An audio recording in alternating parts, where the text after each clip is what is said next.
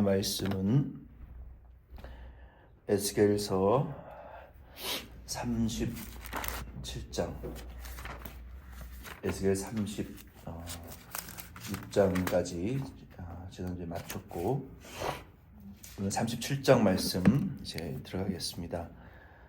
에스겔 37장은 해골, 골짜기, 마른 뼈들이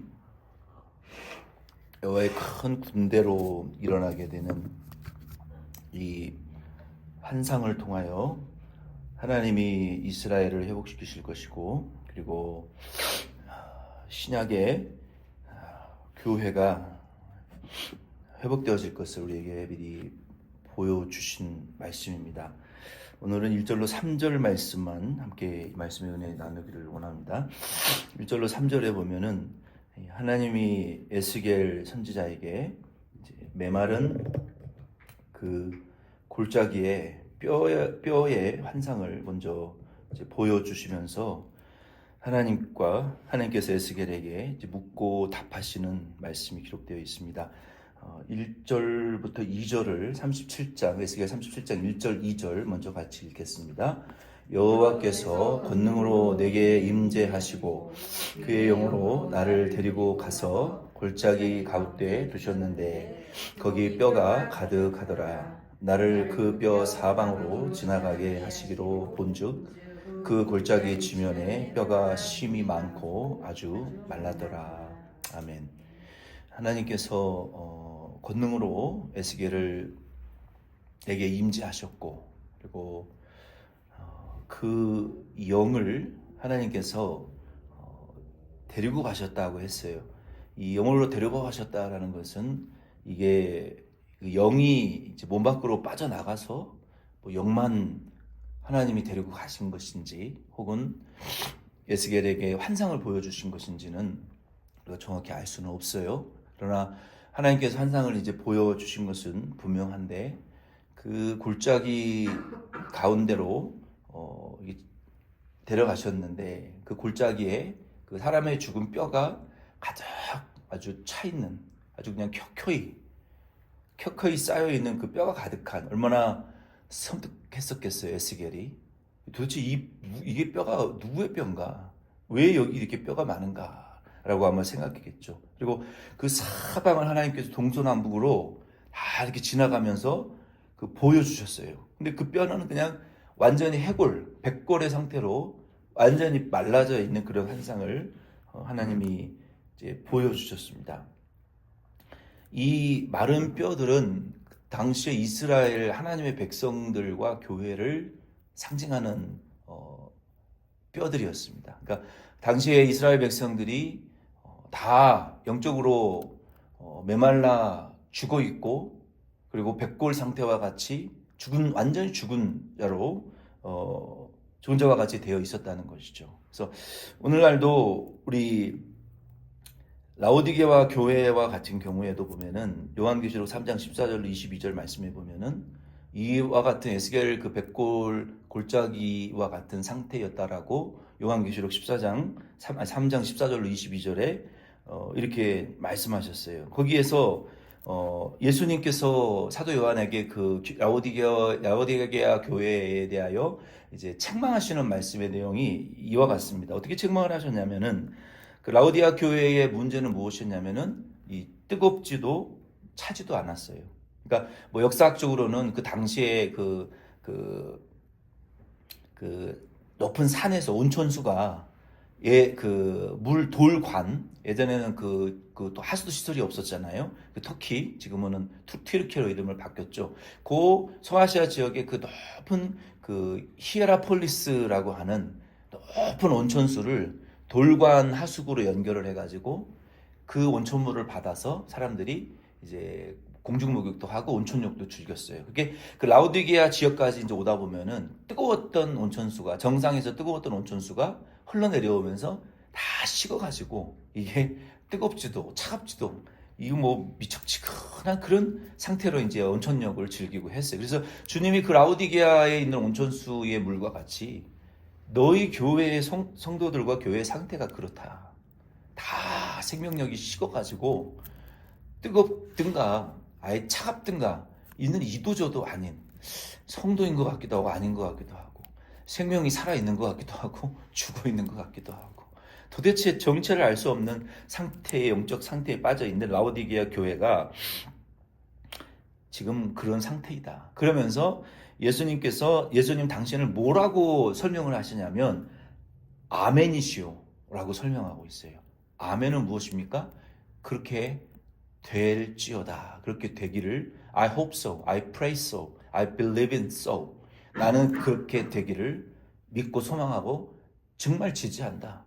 아멘이시오. 주님이 아멘이시라. 그러니까 그 주님이 그렇게 말씀하신 이유가 있겠죠. 그럼 라우디아 교회는 아멘이 아니라 노멘이었겠죠. 뜨겁지도 차지도 않는데 아멘이 아니었겠죠. 그리고 충성되고 예수님 충성된 분이신데 라우디아 교회는 충성되진 않았고 또 참된 증인이시오. 참된 증인의 삶을 살았다면 오히려 그 당시에는 핍박을 받았을 텐데 핍박이 무서워서 예수 믿는 것도 숨기고 고난 때문에 예수 그리스도를 믿는 것도 숨기고 사는 이런 미적지근한 상태에 빠져 있는 이 라오디아 교회를 향해서 하나님의 창조의 근본이신 예수 그리스도께서는 14절로 요한계시록 3장 14절로 17절 말씀해 보면은 차라리 토해버리고 싶다. 도저히 견딜 수가 없는 그런 이 부족한 상태였다는 것을 말씀하시면서 이 영적인 이 미지근함의 원인이 무엇인지도 예수님이 말씀해 주셨어요.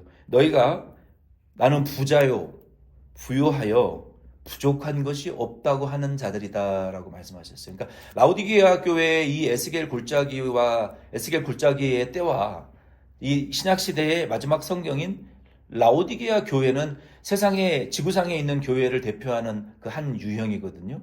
이 세상에 생명력이 죽어버린 이 뜨겁지도 차갑지도 않은 교회와 성도들의 첫 번째 이유가 그렇게 생명력이 죽어버리고 백골의 상태가 되어버린 이 원인은 무엇이냐면 나 스스로 나는 부족함이 없고 부유함이 없고 나는 부자다. 그러니까 이 물질적인 풍요로움 때문에 결국은 생명력을 잊어버리게 되었다는 것이에요. 그러면서 예수님이 대책을 말씀해 주시는데 그것을 극복할 수 있는 대책은 회개밖에 없겠죠.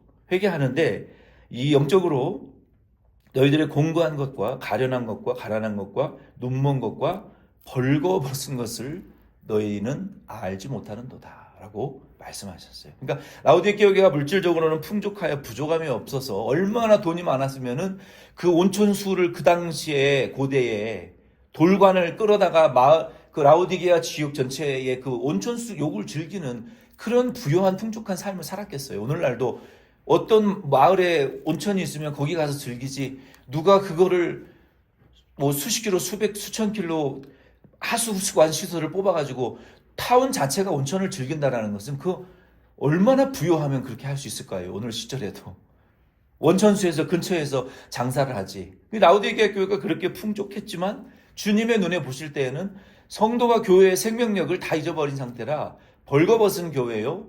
공고하고 눈멀고 영적으로는 완전히 굶주려 백골 상태가 되어져 버린 그런 교회라는 것을 말씀하시고 해결책은 징계 중에 계시록 3장 19절에 보면은 회개를 열심히 하라는 것밖에 없다고 말씀하셨어요. 그리고 20절 요한계시록 3장 20절 말씀해 보면 오늘 우리가 불렀던 찬송 중에 못 박힌 손으로 문을 두드리고 계시는 볼지어다 내가 문 밖에 서서 두드리노니 누구든지 내 음성을 듣고 문을 열면 나는 그에게로 가고 그는 나와 더불어 먹으리라 라고 하신 이 찬송의 근본이 된 이 말씀이 결국 라오디게아 교회 이 백골화 되어버린 생명력을 잃어버린 교회를 향해서 내가 지금 문 두드리고 있다. 못 박힌 손으로 문을 열라는 거예요. 열심히 회개하면서 문을 열고 나를 영접하라는 거예요. 영접 예수를. 너희의 그 부족한 풍족한 물질 때문에 나를 쫓아냈는데 너희들이 문을 열어 나를 영접하라는 것이죠. 그리고 이길 때까지 계속 싸워나가라 라고 이 라오디게아 교회를 향해서 말씀하셨어요. 오늘날 우리 교회도 또 우리도 교회와 성도로서 우리가 영적인 생명력을 잊어버리고 회복이 안 되는 이유는 어쩌면 우리의 이 물질적인 부여와 풍요함 때문에 예수는 문 밖에 내쫓아 버리고 지금 문을 두드리고 계시는 예수님을 영접하지 않는 이런 라오디게아 교회와 같은 상태가 그 에스겔 교회의 골짜기의 백골화가 되어져 버린 상태와 동일선상에 있는 교회라고 볼 수가 있어요. 이러한 상태에 있을 때 베드로는 베드로전서 5장 8절로 9절 말씀에 근신하라, 깨라. 마귀는 대적 마귀가 지금 우는 사자와 같이 두루두루 지금 삼킬 자를 찾는 때라고 말씀하셨어요. 그래서 우리가 사는 이 때는 마귀가 삼킬 자를 두루두루 찾아다니는 시대이기 때문에 근신하고 깨어야 될 시기라고 말하고 있어요. 로마서 12장 1절로 2절 말씀에도 보면은 그러므로 형제들아 내가 하나님의 모든 자비하심으로 너희를 권하노니 너희 몸을 하나님이 기뻐하시는 산 제사로 거룩한 산 제물로 드리라. 이는 너희 드릴 영적 예배니라. 너희는 이 세대를 본받지 말고 이 세대가 어떤 세대입니까? 예배를 패하는 세대예요. 우리가 착각하지 말아야 될 것은 자 보세요. 말세에는 모이기를 힘쓰라 그랬고 말세의 거짓 선지자가 하는 일 중에 한 가지가 모이는 일을 패한다라고 말했어요. 그러니까 우리가 지금 드리는 예배가 하나 둘씩 없어지는 거예요. 온라인 예배로 없어지고 현장에 모여서 기도하는 예배가 없어지고, 그러니까 마귀가 와 해가지고 예배 드리지 마, 다 죽일 거야 이렇게 해서 없어지는 것도 무서운데요.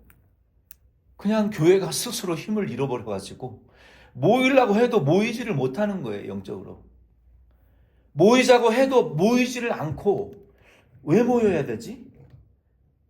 왜 기도해야 되지? 왜 우리가 부르짖어야 되는지 이유를 몰라요. 왜 편하게 온라인 예배 드리고 그냥 방송 예배 드리면 되지? 뭐하러 교회에 모여서 예배 드리냐? 뭐하러 기도하냐? 뭐하러 그렇게 번거로운 일을 만드냐 교회가? 그러면서 자기 중심적인 삶을 살아가다 보니까 예배가 하나 둘씩 교회가 예배가 없어져요. 그러면은 여러분 예배 때 모여서 기도하는 기도도 힘든데 혼자 집에서 기도할 것 같아요? 말씀 볼 것 같아요? 성경 묵상할 것 같아요? 저는 그렇게 생각하지 않습니다. 너무나 할 게 많은데 집에 가서 무슨 예배를 드리고 기도하고 말씀을 읽어요. 얼마나 방해하는 요소들이 많습니까? 그래서 모든 것을 다 뒤로 제쳐놓고 예배당으로 와야 되는 거예요. 여기에 다 모든 거 내려놓고 다 뒤로 하고 여기에 모여서 1시간 30분이라도 집중적으로 하나님께 기도하고 예배하고 찬양하고 하나님의 음성을 듣고 감동을 받고 하나님의 뜻을 분별해야 겨우 3일 이틀 하루 이틀 살아가는 것이고 일주일을 버티는데 그것마저 못하게 되는 때가 말세다라고 예수님 말씀하셨어요. 이게 더 무서운 거예요. 안 모이니까 더 좋으니까 되도록이면 안 모이자. 되도록이면 모이지만 이게 무서운 거라. 말세의 미혹이라는 거예요. 그래서 우리는 힘들지만 모이기를 패하는 자들의 어떤 습관과 같이 패하지 말고 더 모이기에 힘써라 라고 말씀하신 예수님의 명령처럼 우리가 하나님이 기뻐하시고 온전하신 뜻이 뭔지, 이 세대는 예배를 자꾸 패하는 세대이지만 우리 대마시원 장로교회 저와 여러분들은 예배를 더 만들었으면 만들지 패하지 말고 세대를 본받지 말고 다른 세대가 세상이 아니라 세상 교회들이 하는 그러한 문화와 습관들을 세상 세속적인 세속화돼버린 그런 교회들의 습관과 모임을 따라가지 말고 모여서 기도하고 힘쓰기를 계속 유지해 나갈 수 있는, 그리고 오직 마음을 새롭게 함으로 변화를 받아 하나님의 선하시고 기뻐하시고 온전하신 뜻이 무엇인지를 분별하도록 하라. 그래서 우리가 이 라오디아 교회를 통해서 보여주신 이 에스겔 골짜기를 통해서 보여주신 영적 생명력이 죽어버린 이러한 상태에서 우리가 이제 벗어나야 됩니다. 3절 말씀 같이 읽겠습니다. 그가 내게 이르시되 인자야 이 뼈들이 능히 살아날 수 있겠느냐 하시기로 내가 대답하되 주 여호와여 주께서 아시나이다. 아멘. 하나님께서 왜 에스겔에게 물어보셨을까요? 왜 먼저 권능을 행하시면 되는데 왜 먼저 물어보실까요? 예수님께서도 그 병자들을 이렇게 고쳐주실 때 꼭 물어보시더라고요. 시약 성경에 보면은 너 낫기를 원하느냐? 언제부터 그렇게 됐니? 너 눈 뜨기를 원하느냐? 예수님 물어보시는, 왜 물어보실까요?